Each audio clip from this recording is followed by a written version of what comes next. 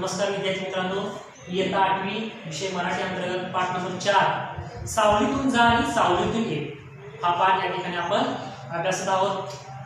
बघा मागील तासामध्ये आपण थोडा या ठिकाणी पाठ अभ्यासलेला आहे आणि उर्वरित भाग आपण इथे आता या व्हिडिओमध्ये पाहणार आहोत। बघा आळस हा माणसाचा फार मोठा शत्रू आहे आणि आळस झटकून प्रामाणिक काम केल्यास हमखास यश मिळते हे या कथेतून लेखकाने अतिशय मार्मिकपणे सांगितलेले आहे। कवीचं नाव काय आहे? सुह जोशी। तर बघा या ठिकाणी जो गावात एक श्रीमंत माणूस होता त्याचं नाव होतं गणेशराव। तर त्याची दोन मुलं होती, त्यामध्ये बघा एक मुलगा जो होता तो आळशी होता आणि एक चांगला हुशार होता, कामामध्ये मदत करत होता। आणि जो तो आळशी होता मुलगा त्याला सुधारण्यासाठी या ठिकाणी बघा या ठिकाणी शेतकऱ्याने योजलेली युक्ती या ठिकाणी कशी यशस्वी होते हे या ठिकाणी या पाठात आपल्याला पाहायचं बघा। तर या ठिकाणी बघा गणेशरावाने सुरुवातीला काय केलेलं आहे बघा, आपली जो जमीन शेतीवाडी परत दुकाने म्हणा हे सर्व जी संपत्ती आहे ते आपल्याला काय केलेलं आहे दोन भागामध्ये विभाजित केलेले आहे आणि एक मोठ्या मुलाला दिलेला आहे, एक छोट्या मुलाला म्हणजे लहान मुलाला दिलेली आहे। म्हणजे अशा पद्धतीने बघा या ठिकाणी दोन मुलामध्ये आपली संपत्ती समान वाटलेली आहे आणि सांगितलेलं आहे की ही संपत्ती काय करा काळजीपूर्वक ठेवा आणि वाढवा बघा। आणि याच्यासाठी त्यांनी एक या ठिकाणी बघा 3 गोष्टी सांगितलेल्या आहेत। कोणत्या ते पहा। पहिली गोष्ट रोज सावलीतून कामाला जा आणि सावलीतून घरी या। दुसरी गोष्ट रोज गोड खा आणि तिसरी गोष्ट आजूबाजूच्या प्रत्येक गावात एक एक घर बांधा। या 3 गोष्टीचं पालन तुम्ही केलं तर तुम्ही सुखाने राहा। या 3 गोष्टी सांगून या ठिकाणी गणेशराव यात्रेला निघून जाणार होते।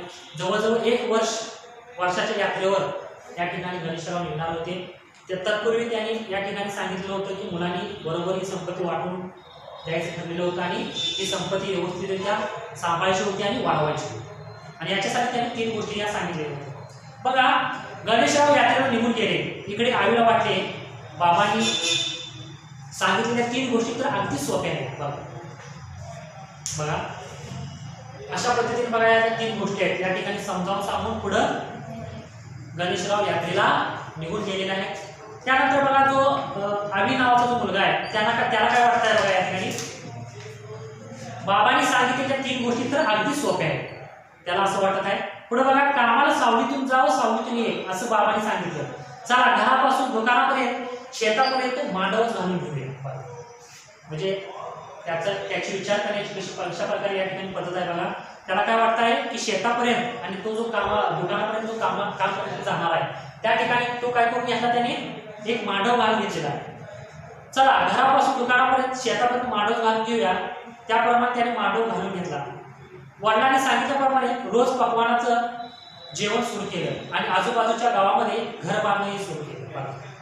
जशा पद्धतीने या ठिकाणी वडिलांनी त्याच्या सांगितलं होतं की रोज सावलीतून जा आणि सावलीतून ये, तर त्या पद्धतीने त्याने काय केलं शेतापर्यंत मांडव घालून घेतला।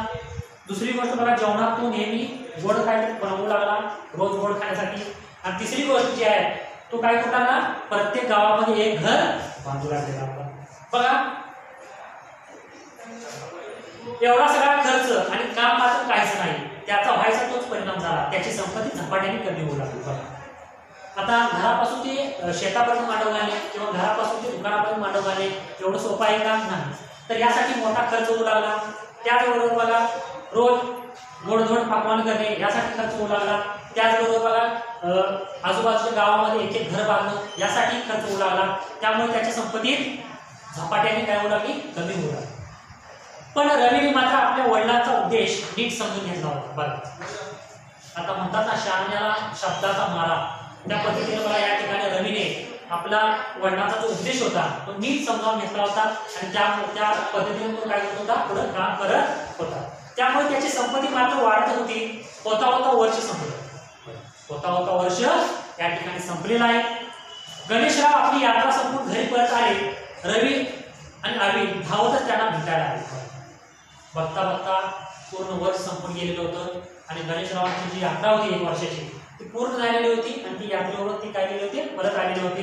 त्यावेळी भेटण्यासाठी दोघे जे मुलं होते आवी आणि रवी ते आपल्या पालकांना भेटण्यासाठी त्या ठिकाणी धावतच गेलेले होते बघा। गणेशरावांनी आवीला विचारले काय रे कसं काय चालू आहे, त्या ठिकाणी विचारलेलं आहे की काय रे कसं काय चालू आहे? आवी चिडून म्हणाला, वा बाबा छान उद्देश केला, तुमच्या उद्देशाप्रमाणे वागलं, काय परिणाम झाला? मी कंगाल झालो. जो आवी नावाचा जो मुलगा होता, आळशी होता, काम चुकारपणा करत होता, त्याने या ठिकाणी बाबांना चिडून सांगितले की कसला उद्देश तुम्ही केला, त्याच्यामुळे माझ्या संपत्ती झपाट्याने कमी झाली. शेतापर्यंत जो मी मांडव घातलेला होता त्याच्यामध्ये खर्च झाला, जेवणामध्ये मी रोज गोड बनवायचो त्याच्यामध्ये माझी संपत्ती कमी झाली, त्याचबरोबर गावामध्ये प्रत्येक एक घर बांधत होतो त्याच्यामुळे माझी संपत्ती कमी झाली. यामुळे तुमचा उद्देश काय मला बरोबर वाटला नाही, असं त्याला वैयक्तिक म्हणायचं होतं. बघा रवी तुझं कसं चालू आहे? गणेशरावांनी विचारलं. बघा जो आवी नावाचा मुलगा होता त्याचा ऐकून झाल्यानंतर रवी नावाच्या मुलाला त्यांनी विचारलं की तुझं कसं काय चालू आहे, तू काय प्रगती करून दाखवलीस, हे या ठिकाणी त्यांनी विचारले. बघा बाबा मी तुमचा उपदेश पाळला, सावलीतून कामाला गेलो आणि सावलीतून आलो. म्हणजे बघा सकाळी लवकर ऊन व्हायच्या आत कामाला गेलो आणि ऊन उतरल्यावर परत आलो. दिवसभर कष्ट केल्यामुळे रोजची भाजी भाकरी मला पकवानासारखी गोड लागत असेल आणि सगळ्याशी प्रेमाने वागल्यामुळे अडचणीच्या वेळी मदत केल्यामुळे आजूबाजूच्या सर्व गावामध्ये बरेच लोक माझे मित्र झाले. त्याच्या घरी मी हक्काने जाऊ शकतो. म्हणजे त्यांनी ते स्वतःचं घर निर्माण केले. आलं लक्षात? तर या ठिकाणी बघा जो रवी नावाचा जो मुलगा होता त्याने वडिलांचा उद्देश नीट ऐकला होता आणि त्या ठिकाणी त्यांनी त्याच्यावर व्यवस्थित विचार करून त्या ठिकाणी त्यांनी काय केले तसं वागलेला होता. त्यामुळे बघा तो सावलीतून जा सावलीतून घरी ये, याचा अर्थ असा होता की तो सकाळी सूर्य उगवण्याच्या आत तो कामाला जात होता आणि सूर्य मावळल्यानंतर अंधार झाल्यानंतर तो घरी येत होता. म्हणजे दिवसभर कष्ट करत होता, यामुळे त्या संपत्तीत वाढ झालेली होती. आणि दुसरी गोष्ट बघा दिवसभर कष्ट केल्यामुळे रोजची कशा पद्धतीचं पण जेवण असलं तरी ते त्याला गोड वाटत होतं. आणि तिसरी गोष्ट ही अशी होती की तो आजूबाजूच्या म्हणजे दुकानाच्या व्यवहारामुळे म्हणा किंवा शेतीवाडीच्या कामामुळे म्हणा आजूबाजूच्या गावामध्ये त्याची लोकांच्या बरोबर मैत्री झाली होती आणि ती त्याच्या हक्काची माणसं झाली होती. म्हणून ते या ठिकाणी ते गणेशरावांना काय म्हणायचं की आजूबाजूच्या गावामध्ये एक घर निर्माण करा. घर निर्माण करा म्हणजे काय बांधायचं नव्हतं, त्या ठिकाणी माणसं मिळवायची आणि ते माणसं मिळवायचं काम त्या ठिकाणी त्याने केलेलं होतं. बघा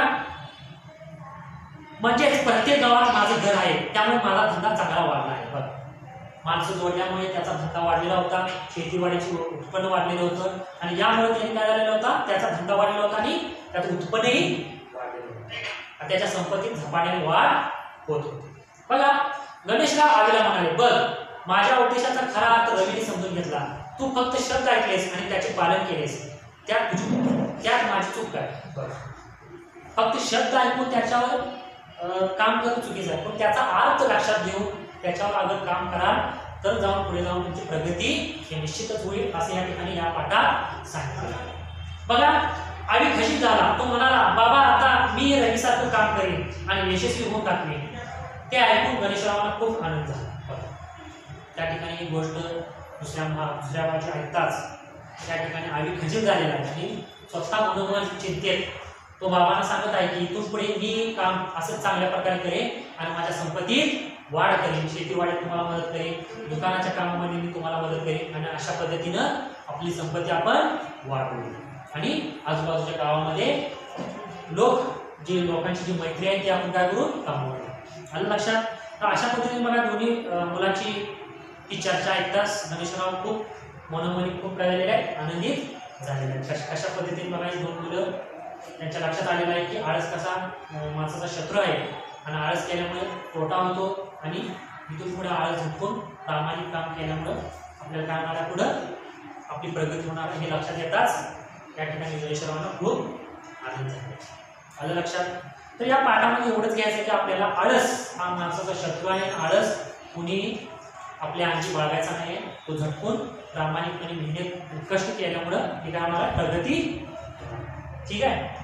बघा आता या ठिकाणी स्वाध्याय दिलेला, तर स्वाध्याय वहीमध्ये सोडवून त्याचा फोटो काढून माझ्या व्हॉट्सअप नंबरवरती पाठवायचा. आलं लक्षात?